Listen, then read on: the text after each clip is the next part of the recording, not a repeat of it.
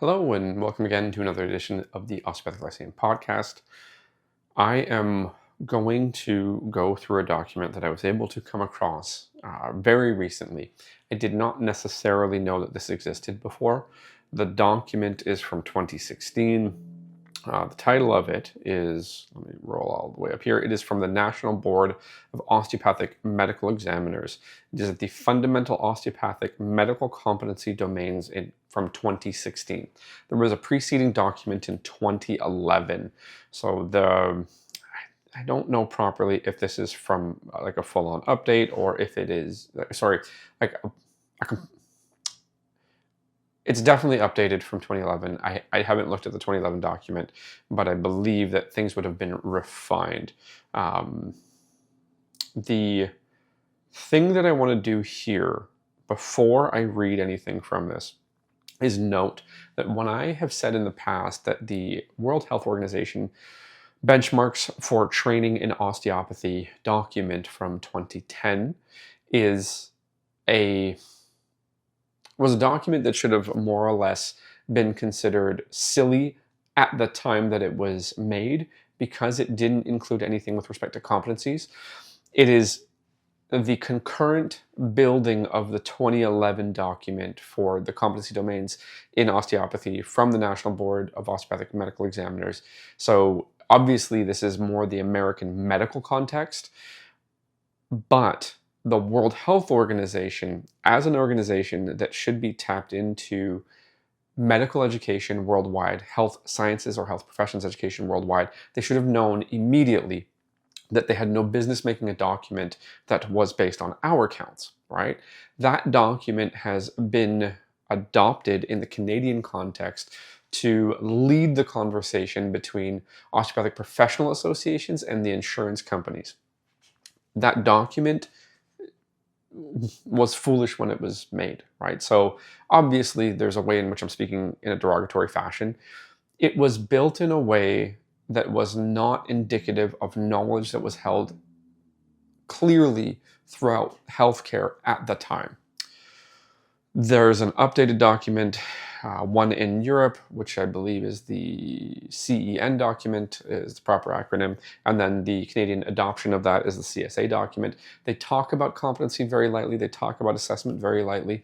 This document is very well-defined behaviors that can be measured, often in a very binary way. So I'll get into that in a moment.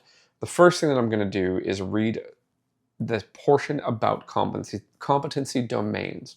So from the document that we're talking about, the competency domains are related sets of foundational abilities and represent the required elements and outcomes that define the knowledge, skills, experience, attitudes, values, and behaviors of established professional standards. In FOMCD 2016, they constitute a general descriptive framework for the practice of osteopathic medicine. While the domains are broad and somewhat interdependent, they should be reviewed and considered in the aggregate. The classification of the elements and outcomes herein provide a framework for the assessment of osteopathic physicians in training and for osteopathic medical licensure. These standards are supported by the best available medical and professional evidence and are in the best interest of the well-being and health of the patient and the community. NBOME's 7 fundamental osteopathic competency domains each have a descriptive section called Overview and Terminology and specified required elements. Okay, so that is what you're looking to see from a document that is supposed to guide educational activities. Now, they don't tell you how to teach, they tell you what to measure. If they're telling you what to measure, they're asking you to teach students to perform for the test. Now, there's ways in which some people would like that and ways in which they wouldn't. If the test is the actual practice of osteopathic, in this case medicine, or osteopathic manual therapy, then it's proper to have people perform for the test, to teach to the test. The test is the performance of osteopathic manual therapy. In the case of this particular document, it's medicine. So they do have more skills above and beyond what a hands-on practitioner would be capable of doing, especially with respect to licensure all around the world, anywhere other than America. Okay, so I'm going to read the required elements portion. Required elements in each competency domain have a definition that articulates the essential foundational specifications, including specific definable knowledge, skills, experiences, attitudes, values, and/or behaviors that make up the standards for the competency domain. Each required element includes one or more outcomes, which are further classified as anticipated to be measured, attested, or not measured in the COMLEX USA licensure examination program for osteopathic physicians. Measured outcomes will contribute substantially to the enhanced COMLEX USA examination program targeted for implementation in 2018-2019. Research and testing of workplace and other expanded assessment strategies and modalities are underway to potentially incorporate attested outcomes into a portfolio for the COMLEX USA examination program in the future. Okay, so to extrapolate here, if they're talking in 2016 about a portfolio for COMLEX. So the portfolio is going to very likely, and I haven't read anything beyond this, so I can't be sure about this. In all likelihood, what they're talking about is a large or a wide variety of either formative for feedback or summative to judge performance and knowledge, assessment forms, assessment outcomes that would go into a portfolio that could then show with higher levels of confidence that the person can do what you say they can do. So the more measurements you take of something that show that somebody is performing a particular way, then you have higher confidence in it. So COMLEX is 3 stages, if I remember right. The more I test somebody, the more I believe they can do something. So one of the things that COMLEX is likely doing, again, I'm not 100% certain on this, is retesting certain things at varying points, right? So in each of the stages would be broken up with sort of like basic medical knowledge and going on through that. But they would likely want to check on some of that once in a while. So if the COMLEX series doesn't do that, if it doesn't recheck previous things, then what you would benefit from is a portfolio that checks those other things. So if there's things checked in step 1, then you don't test them again in the COMLEX series. If you have a portfolio that shows maintained fluency, maintained currency, maintained competency with the things that are in step 1, then you trust it more.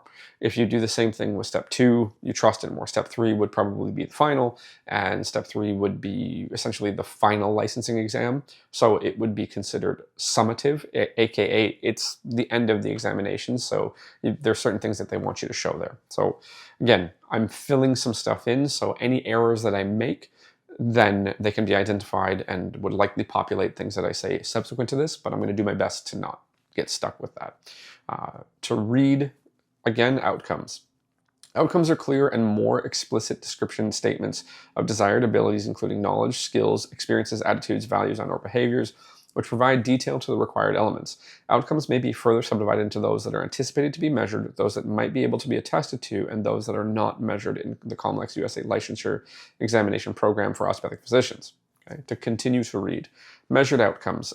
These are the explicit description statements of detailed, well-defined, desired abilities, including knowledge, skills, experiences, attitudes, values, and/or behaviors that are observable and measurable and can be directly assessed in a reliable manner in the assessments that make up the COMLEX USA examination program. FOMCD 2016 measured outcomes contribute substantially to the enhanced COMLEX USA examination program targeted for implementation in 2018-2019. So one of the things that I need to do as a result of identifying this document is look at what's happened in the 2018-2019 update to COMLEX so that I can better understand what occurred with this document, okay? So the thing that I want to do is look at a very, very specific competency, right? I think it's in the first one, blah, blah, blah, blah, blah. I just got to scroll here, please. Yes, so competency domain 1.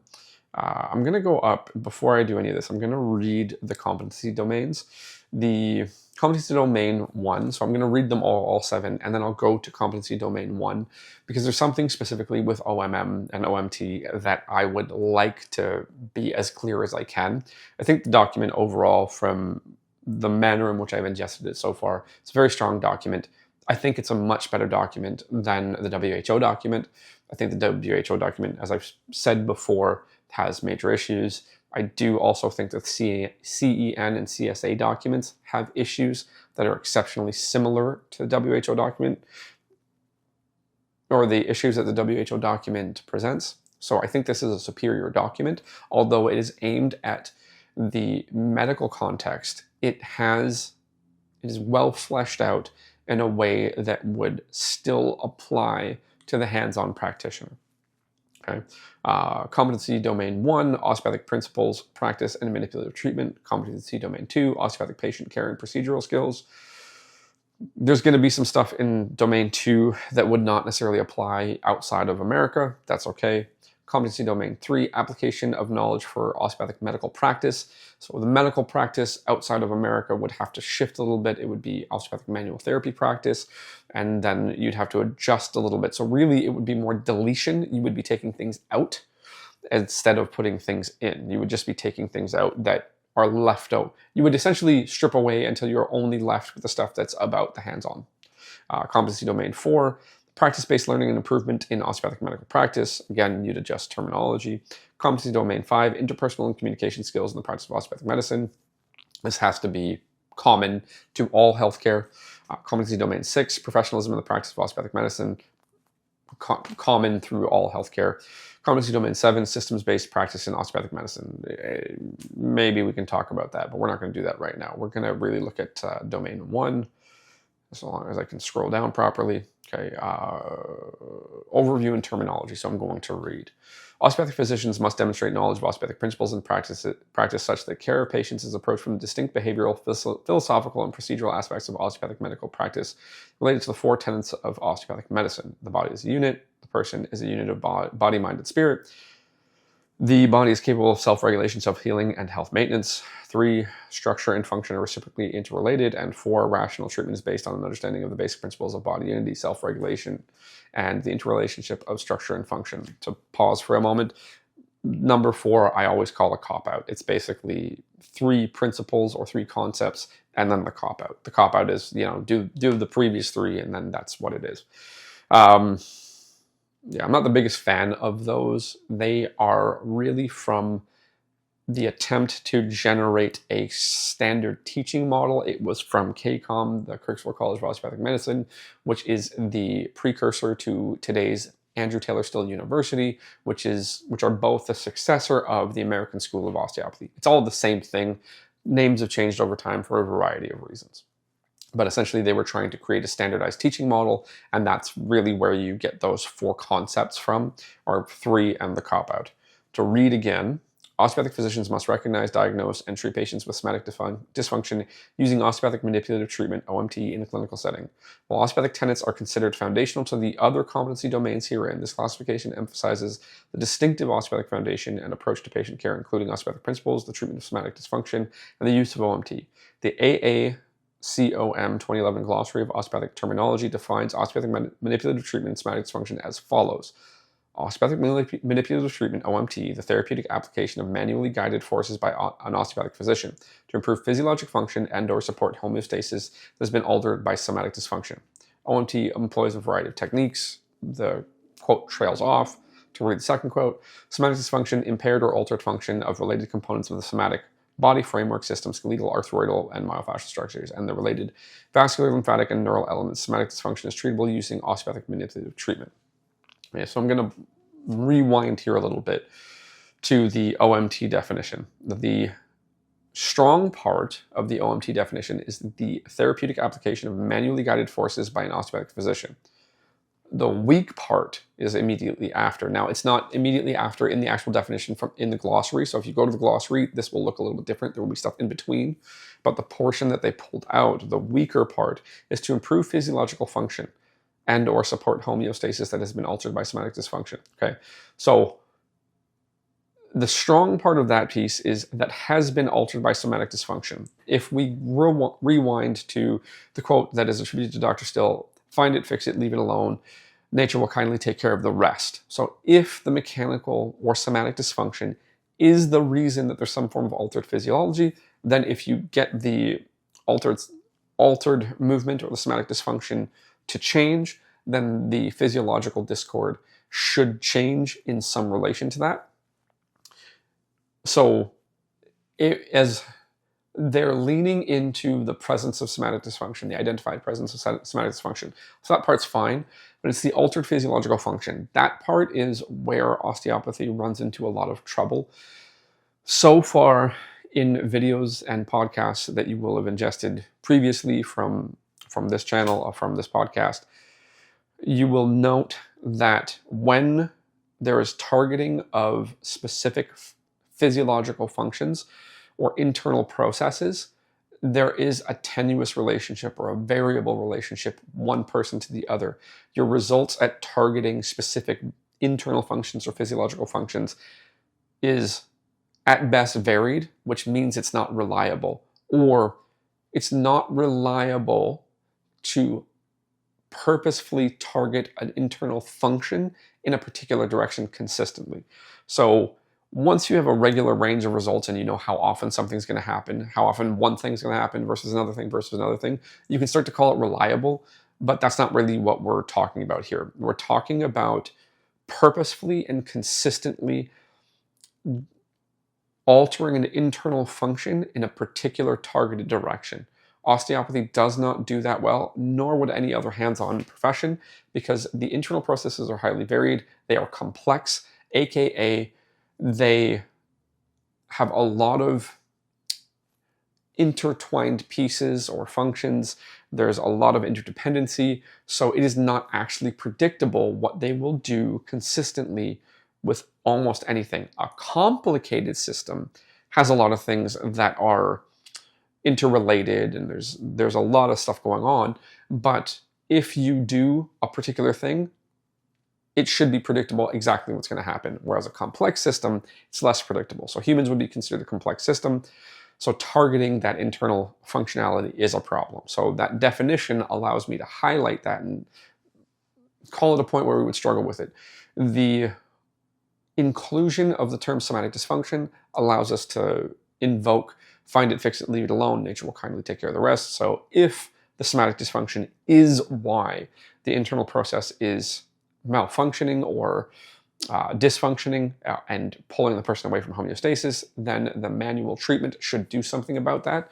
But those are dependent statements. One depends on the other. So the application of the manually guided forces, altering the physiology, is dependent on the mechanical portion being the reason, or the somatic dysfunction being the reason for the altered physiological function or homeostatic function.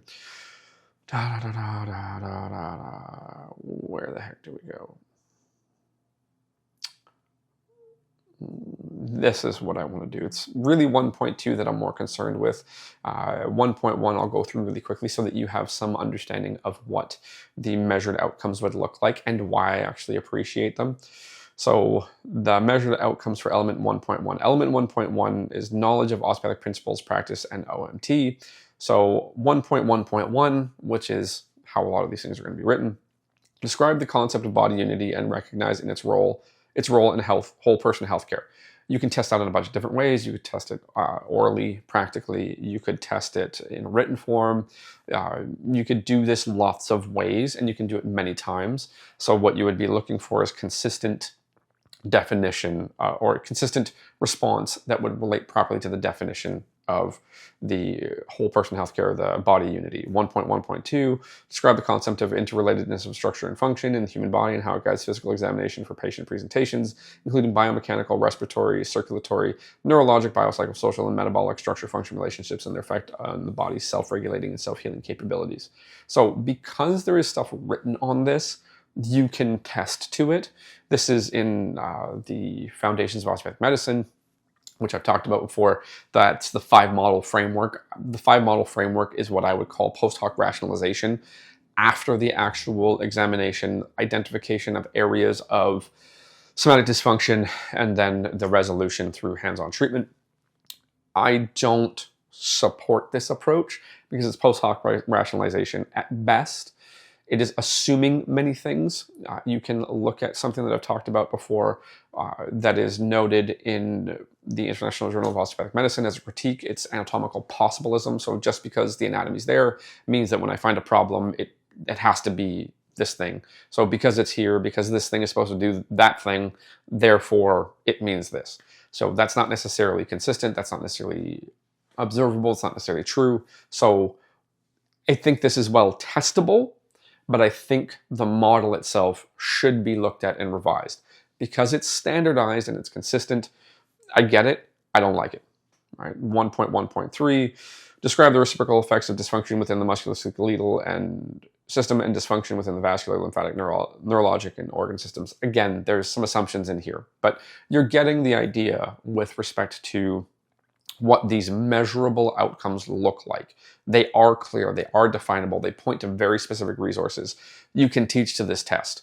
And teaching to this test would hopefully inculcate the values and skills for somebody to perform at a bare minimum in a way that would be desired, that would be useful for the practitioner, useful for the public, useful for the patient, right? So this is testable. This does come from clear resources. I may have problems with some of the resources, but it's a good document. This one I actually really like. 1.1.9. I'm going to read this one. This is important. Name and describe the diagnostic examination, initial positioning, monitoring, motion barriers, activating forces, therapeutic timing, repetition, and reassessments used in indirect and direct techniques of OMT, including the following: counterstrain, muscle energy, myofascial release, high velocity, low amplitude, no in Canada, soft tissue, lymphatic, osteopathic, and cranial manipulative medicine, articulatory, balanced ligamentous tension, ligamentous articular strain. Those are the same thing. BLT and LAS are the same thing. Facilitated position of release, still, visceral, treatment of Chapman reflexes, and treatment of trigger points. So I would get rid of everything after the initial positioning, monitoring, motion barriers, activating forces, therapeutic timing, repetition, and reassessment. And then I would continue on with used in indirect and direct technique types of OMT. I would not include all of those named systems. Those named systems are behaviorally not particularly different from one another, especially if you are able to break them up into direct and indirect. The rationale for that has been discussed many times here before, but if you're holding on to something and you're waiting, one could call that myofascial release. One could call that, so it could be about the soft tissues. One could call that inhibition, so it could be neurological. If you are on and off, so if you are rhythmically moving, one could call that, you could call it rhythmically inhibitory. You could call it rhythmically excitatory, depending on the rhythm itself. You could call it a fluid-based treatment. You could call it an articular treatment. So the ability to differentiate these things in the way that these osteopathic systems attempt to do is poor at best, and it doesn't accurately reflect the reality of what may be going on inside. What does matter with that particular measurable outcome is a pre and post. So if you are able to identify and observe as a tester the dysfunction that the student, learner, the osteopathic practitioner, the osteopathic student, whatever term you'd like to use, has identified, and then you're able to watch them perform a treatment and then see if the patient winces, if the patient pulls away, if any of it looks poorly tolerated by the patient, and then subsequently, what is the result? Has the movement changed? So that one is actually a really strong anchor. I would just get rid of all the systems. It's really more so about, can you respond to the patient in the moment? If you go direct and they pull away, well, you can't do that. You can't continue to do that. You've got to shift. So I want to know, more importantly, is treatment applied in a way that observably alters motion characteristics? And is it performed in a way that observably does not incite protective mechanisms in the patient? And then I would say that that becomes more important.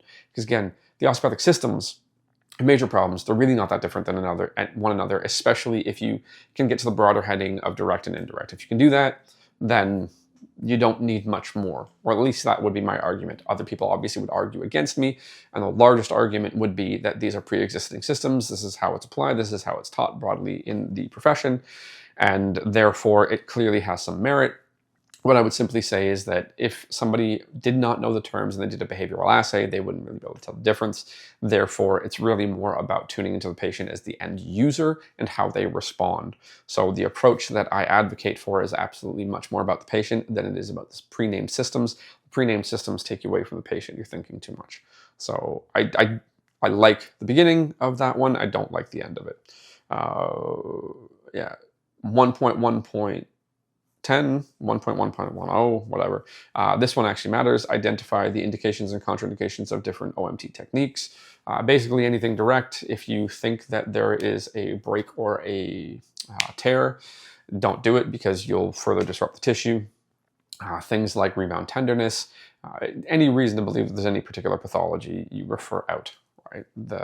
But yeah, so muscle energy is contraindicated in, what would it be? Muscle energy is contraindicated in essentially any eye conditions, anything recent with the eyes, or procedures, or any eye condition where increase in pressure could be a problem. Muscle energy is contraindicated. Muscle energy is contraindicated for any possible or suspected breaks or tears or known breaks or tears. Things like that. 1.1.11, compare and contrast the relative value, advantages and disadvantages of different OMT techniques. I would delete that because I would just delete most of the discussion around the pre-named systems of OMT techniques. So 1.2, I want to read this like I already said I did. Skills in osteopathic principles, practices in OMT. Definition: the osteopathic physician must be able to apply osteopathic principles, including the use of OMT, to an appropriate patient care plan. So I'm going to read 2.1. Incorporate osteopathic principles into modern problem solving in clinical settings. This is less important for the manual osteopath because that's all you do. So you can delete 1.2.1. 1.2.2, obtain medical, family, social, and cultural histories from or about the patient, pertinent to the presenting complaint with emphasis on assessing potential structure, function, and mind-body-spirit relationship influences. Can be tested. Get a history. Pretty standard.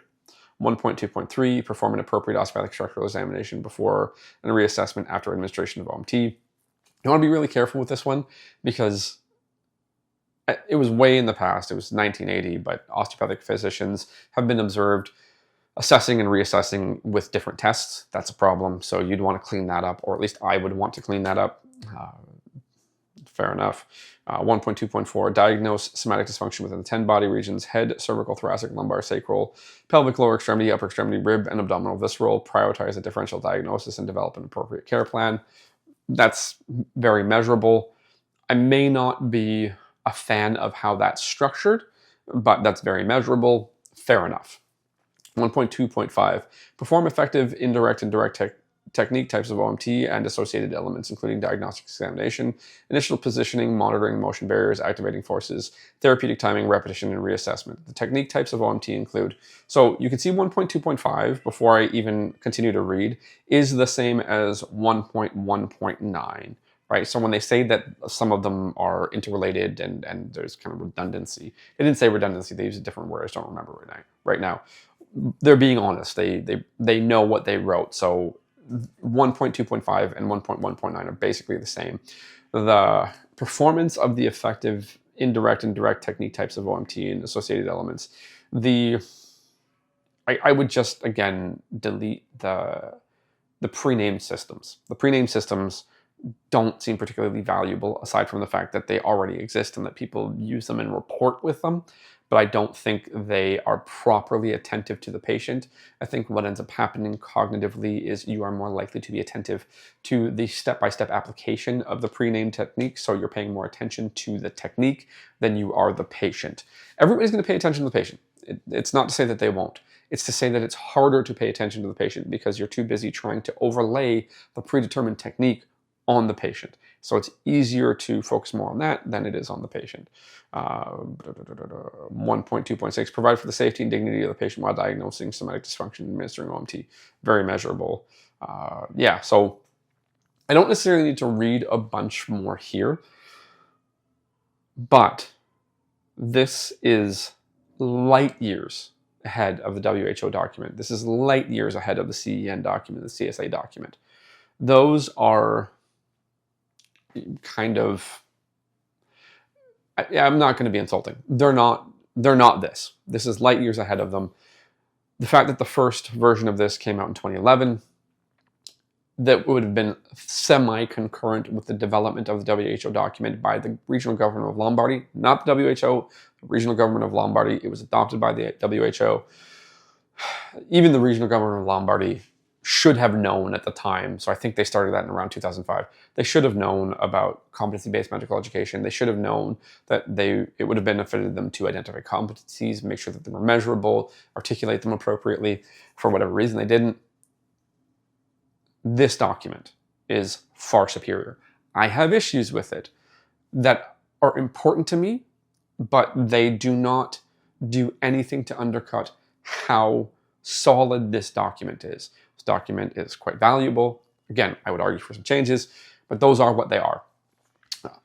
The most important part is that these are clearly referenceable things. You can find proper resources to point to where you could support the pre-existence of the things you're trying to measure, so you can provide people direction for where to find the thing that they're going to be tested on so that they can understand it. You can test them many times, you can test them many ways. They suggest a competency portfolio or like a complex portfolio, but it would be a competency portfolio. You'd have a bunch of pieces of information going in so that you can make judgment decisions.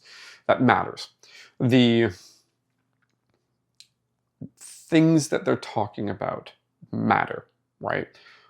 So although I have differences in some of the things that they're asking to measure at a very, very fundamental level with respect to how osteopathy is talked about, how osteopathy is taught, how osteopathy is practiced, the document itself is as strong a document as I think you're going to currently find with respect to osteopathic education, with respect to any form of testing, because you can take this and you can turn it into a bunch of tests and you can run them often, right? The more often you run the tests, especially if they're formative, they are there to provide feedback to the learner. They're there to provide feedback to the future professional or the current professional, that they can actually adjust behavior and they can understand why, and you can point to the places that they can find the information that would support what you're saying. That's valuable beyond almost anything that I've seen in the profession. So this is an exceptionally strong document.